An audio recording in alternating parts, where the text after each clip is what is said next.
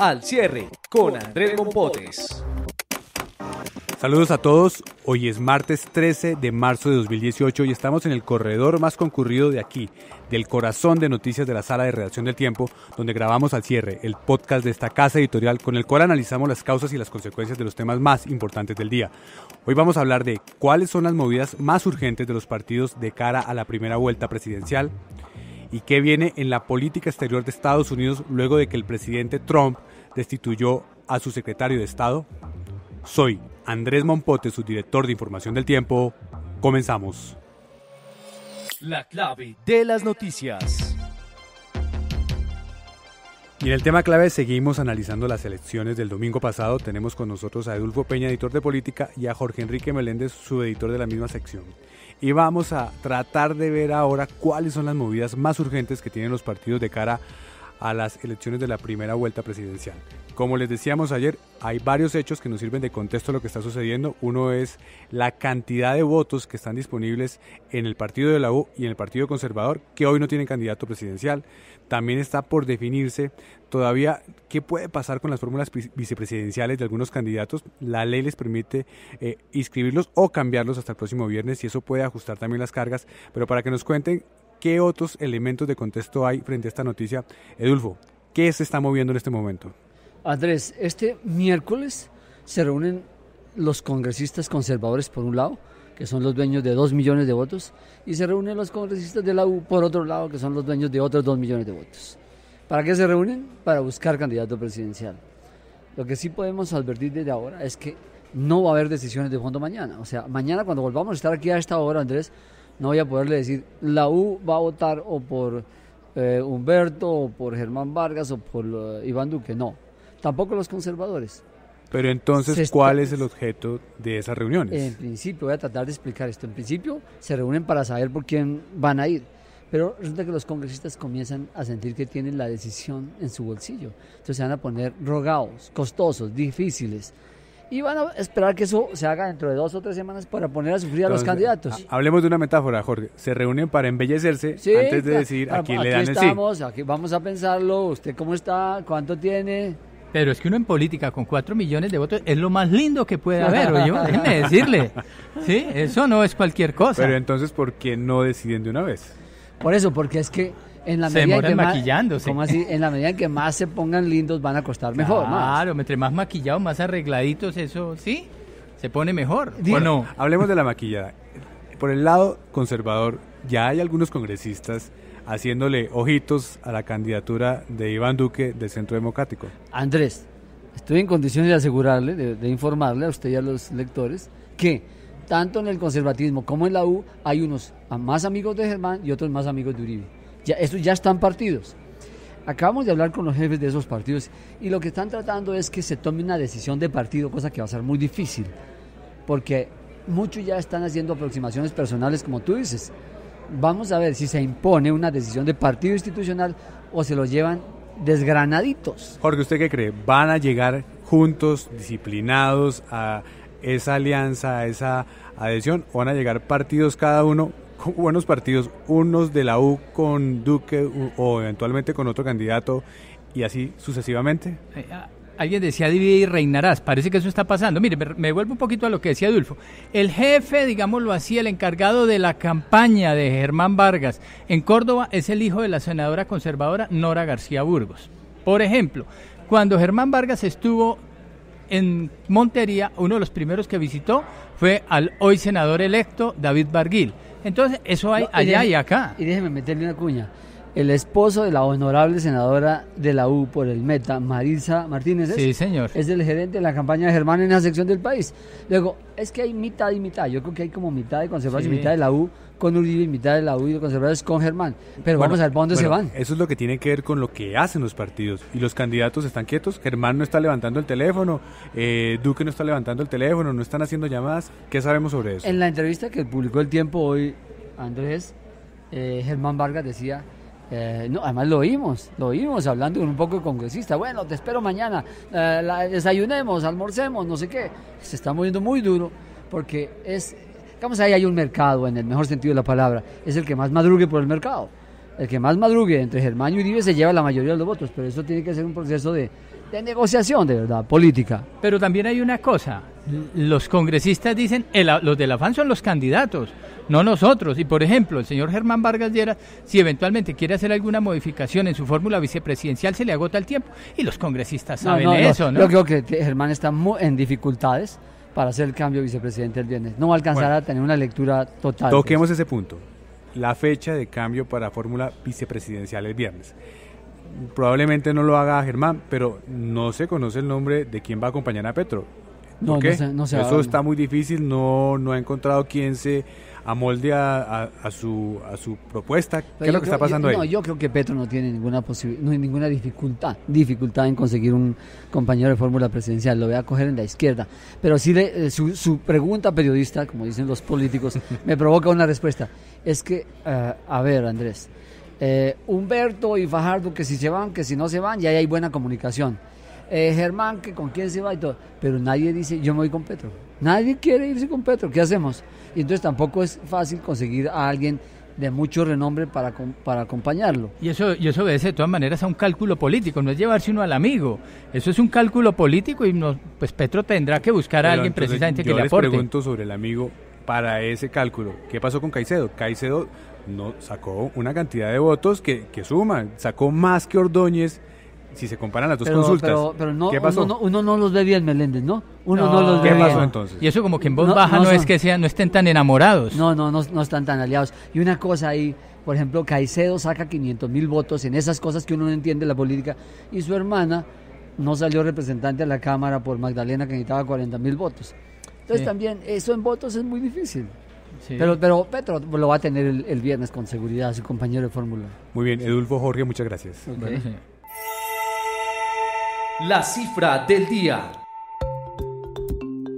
Para la cifra del día nos vamos a Estados Unidos para hablar del caso de Rex Tillerson, el hasta ahora secretario de Estado de Estados Unidos, que fue separado de su cargo por el presidente Donald Trump. La cifra es 13 meses, lo que duró ejerciendo esta labor. Finalmente sorprendió la decisión para algunos del presidente estadounidense, aunque para otros ya era algo que se veía venir. Se hablaba en varios círculos del poder, de la mala relación que tenían los dos, y finalmente se toma esta decisión que tiene un impacto directo sobre las relaciones y sobre la manera en la que se maneja la política exterior del país más poderoso del planeta. Estamos con Sandra Ramírez, su editora internacional del Tiempo, para que nos cuente más del contexto de esta noticia. ¿Por qué se produce esta salida, Sandra? Así es, bueno, Andrés, como usted lo menciona, esta fue una decisión que sorprendió no solamente a los integrantes de la Casa Blanca, a Estados Unidos y al resto del mundo, porque fue muy sorpresiva. El anuncio lo hizo el presidente Donald Trump a través de su cuenta de Twitter, como ya acostumbra hacer varios de sus anuncios en términos de decisiones al interior de la Casa Blanca, de política nacional, de política internacional, y cogió por sorpresa a Rex Tillerson, quien dice que ese fue el medio por el cual él se enteró. Pero le pregunto, ¿Tillerson no está diciendo que también recibió una llamada y que el presidente iba desde el avión cuando lo llama? Aparentemente él estaba de gira en África, estaba en Kenia el fin de semana. Aparentemente recibió la llamada que se tenía que devolver a Washington, pero hoy se entera con el tuit del presidente Donald Trump. Esto, por supuesto, ha generado muchos comentarios, muchas críticas, porque ya sabemos que esta no es la primera vez que hay un despido dentro o de alto nivel dentro del gobierno de Donald Trump. Por supuesto, este vendría siendo el de mayor importancia, teniendo en cuenta que es el secretario de Estado de Estados Unidos, que es el segundo cargo más importante del país, que es la persona que está representando la política exterior de Estados Unidos, Sandra, como usted lo mencionó. Es el cargo de más importancia, pero además la forma en que se produce también deja muchos interrogantes. No es cualquier manera de sacar a un miembro del gabinete de este nivel. Así es, y también fue un rompimiento que ya se dio durante varios meses entre los dos porque Rex Tillerson es uno de esos republicanos moderados que apostaba, a tener una agenda un poquito más moderada. Entonces se sabe abiertamente que Rex Tillerson no estaba de acuerdo con el presidente Donald Trump con relación a que Estados Unidos se retirara del pacto nuclear que firmó con Irán. Tampoco estaba de acuerdo con la reunión que justamente la semana pasada el presidente Donald Trump aceptó con el líder de Corea del Norte, Kim Jong-un. Eso es muy interesante porque mientras el mundo reclamaba esa reunión, esa cita, haber aceptado esa cita, no hace parte de la manera como la política estadounidense se había comportado frente a este tipo de líderes autocráticos en otras partes del planeta. Así es, y precisamente lo que están hablando los medios locales en Estados Unidos es que lo que busca el presidente Donald Trump con esto es posicionar a alguien, en este caso Mike Pompeo, quien actúa hoy como director de la CIA, alguien que esté de acuerdo con su línea de pensamiento y alguien que esté de acuerdo con las decisiones que quiere tomar frente a lo que cree son las necesidades de Estados Unidos. Para continuar, y antes de seguir con Mike Pompeo, que va a ser el reemplazo de Tillerson, es cierto también que en algún momento, en alguna reunión en la Casa Blanca, Tillerson habría hecho un comentario desobligante con su jefe.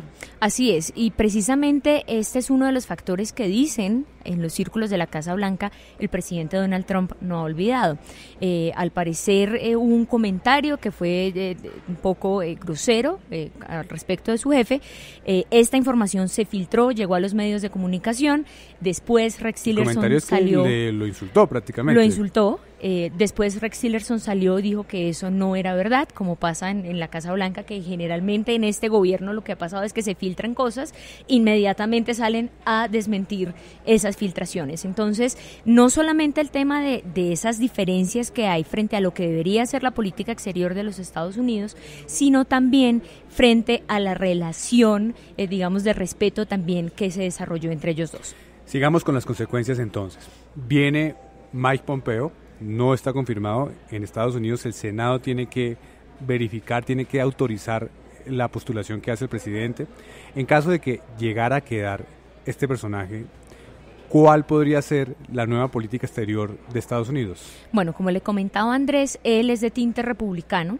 Él ya había hecho el proceso en el Senado para ser director de la CIA, no había quedado elegido, pero él sobre todo es alguien que apoya de manera directa las decisiones o más bien las propuestas de campaña que hizo Donald Trump en el 2016. Entre esas, salirse del Acuerdo de París, entre esas, acabar el pacto nuclear con Irán, entre esas, ponerle más presión a Corea del Norte para que se desarme nuclearmente, digamos partiendo de la base de que no va a haber una negociación, poner toda la presión que sea posible y así. Entonces, evidentemente será un personaje que va a actuar como mano derecha de Trump y que va a estar muy por la línea del presidente. Sandra, muchas gracias. A usted. Lo más leído en eltiempo.com. En lo más leído, revisando nuestro sistema de software Charbit, viendo lo que la gente consulta a esta hora en eltiempo.com, tenemos la siguiente noticia. Hija desaparecida de exgobernador de La Guajira fue hallada en Boyacá. Estamos hablando de un caso que tiene en este momento bajo resolución de las autoridades saber qué fue lo que pasó exactamente con esta persona. Es una menor de edad que desapareció el 12 de marzo y que ahora se trata de establecer en qué condiciones estaba realmente, estaba en este momento bajo exámenes médicos, y para tratar de responderle a la gente que está interesada en este caso tenemos con nosotros a Miguel Ángel Espinosa de la sección de Nación del Tiempo para que nos cuente qué más detalles hay en este caso. Miguel Ángel. Bueno, así es. La joven fue, digamos, vista por última vez el lunes en la mañana, 12 de marzo, cuando se dirigía a la universidad, según confirmaron algunas compañeras de estudio. La joven fue encontrada en la mañana de este martes, caminando. ¿Se le vio por última vez en Bogotá? Se le vio en el norte, en Modelia, donde reside. Fue encontrada a las 6 de la mañana de este martes. Al parecer tiene algunas laceraciones en sus pies, caminaba descalza en la vía que de Paipa conduce a Tunja. De inmediato las autoridades la llevaron al Hospital San Vicente Paul de ese municipio, donde descartaron agresiones de cualquier tipo pues en la joven. Por el momento se realizan los exámenes para descartar o determinar si fue drogada o no y qué implicaciones tendría esto. No se ha establecido entonces, por lo que nos cuenta, que se trate de un caso de escopolamina o como se conoce comúnmente cuando se utiliza algún tipo de estupefaciente para tratar de doblegar la voluntad de una persona. Por el momento no. Sin embargo, lo que dicen las autoridades, a pesar del dictamen médico, es que la joven se encontraba semidesnuda, por lo cual están esperando que se recupere y pueda, digamos, dar su versión a las autoridades de lo que ocurrió. Hasta el momento tampoco se ha revelado los detalles del nombre, porque es importante decir que estamos hablando de una menor de edad y en estas circunstancias la ley protege la identidad de la persona que termina siendo afectada por un caso que vulnera su identidad. Pero Miguel Ángel, ¿esto qué nos dice sobre los casos que han venido ocurriendo últimamente en el país en relación con las personas que aparentemente desaparecen luego de que se usa en ellas algún tipo de tóxico que afecta su control y su voluntad? Bueno, digamos estos casos en el último año se han incrementado un poco, sobre todo en las principales ciudades del país y más en la capital de Colombia. Algunas, digamos, las principales personas que han caído en este tema han sido menores de edad, principalmente universitarios, jóvenes universitarias que se han visto afectadas por este delito que está creciendo. Estaremos entonces pendientes de qué sigue en este caso. Miguel Ángel, muchas gracias. Claro que sí. Lo que viene para su información.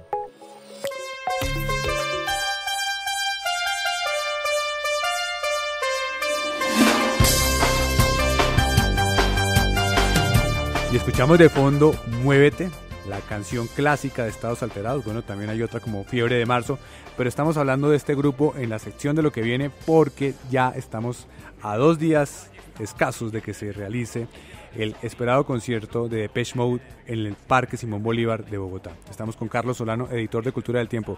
Carlos, hablemos primero de Depeche Mode. ¿Qué hay que hacer? ¿A qué horas hay que estar en el estadio? ¿Qué sabemos? ¿Cómo nos podemos organizar para esta cita con este grupo inglés? Sí, en el Parque Simón Bolívar.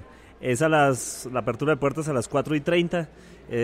La idea pues es que la gente llegue de manera muy organizada. Los filtros de cierres, de seguridad son los acostumbrados. Y pues la idea es llegar temprano porque en efecto va a ser un viernes muy movido. Vamos a tener la apertura de Estados Alterados, que seguramente no será corta, sino que se le verá al grupo en un tiempo, digamos, apropiado para lo que significa que Estados Alterados abra Depeche Mode. Sí, y ahora que lo menciona, y poder mencionar a este grupo paisa que marcó una generación y que también tiene la línea de esta música con sintetizadores que marcó una época, se mantiene y entiendo que van a lanzar nuevo disco. Sí, este es un grupo que definió un momento histórico para la música electrónica, porque no había en los años 80, finales de los 80, principios de los 90, Discos Fuentes, que era la disquera de la música tropical en Medellín, decide acogerlos. Nadie más había creído en ellos y los acoge por ser paisas, por supuesto, y logran sacar un disco que generó éxitos como La Fiebre de Marzo, por ejemplo, o como Muévete. Tomaron las riendas de lo que fue ese rock, o también llamado synth pop, es decir, pop de sintetizadores, aplicados a un sonido que no era, digamos, ingenuo, sino al contrario, proponía algo muy rockero dentro de su onda electrónica, y nadie hacía eso en ese momento, como sí lo hicieron Estados Alterados. A partir de ellos vinieron muchas bandas que hoy son muy fuertes y que se toman un escenario como Rock al Parque, pero en esa época no había nada como ellos. ¿Y cómo hacen para estar vigentes? La propuesta nueva que van a lanzar ahora, ¿de qué se trata? Lumisfera es un álbum que van a presentar en estos días. Ellos han hecho en los últimos 10 años unos 2 discos y Lumisfera es uno de ellos que van a presentar. Ya tienen algunas canciones que tienen un discurso muy político. Además es un grupo que ha tenido modificaciones. Salió uno de sus integrantes que era uno muy, digamos, significativo, Tato Lopera, pero los otros, Elvis y Ricky, que recordamos de aquella época, están ahí activos. Hay otros 2 integrantes y la banda se ve muy bien. Y una ñapa, Carlos, se nos viene también dentro de poco el Stereo Picnic. Sí. ¿Qué está pasando con el cartel de artistas? Stereo Picnic tuvo noticias. Uno de los artistas grandes, que se llama Tyler, the Creator, anunció que no viene. La razón es que no viene, que cancela todo el brazo latinoamericano de su gira, de manera que no es un tema local, sino es un tema regional. El artista lo manifestó a través de sus redes sociales, dijo que lo lamentaba mucho y que esperaba poder volver. Este es un artista bastante singular de la escena del hip hop, muy polémico. En alguna época incitó algunos comentarios que sonaban homofóbicos, otro tanto también medio misóginos. Tal vez es un gran provocador y pues bueno, siendo un gran provocador de todos modos es un gran músico y esperemos que vuelva. Claro que sí. Carlos, muchas gracias. Con mucho gusto.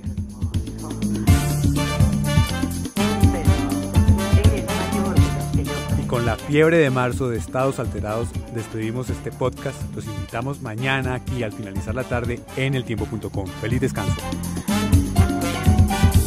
Ella está inquieta.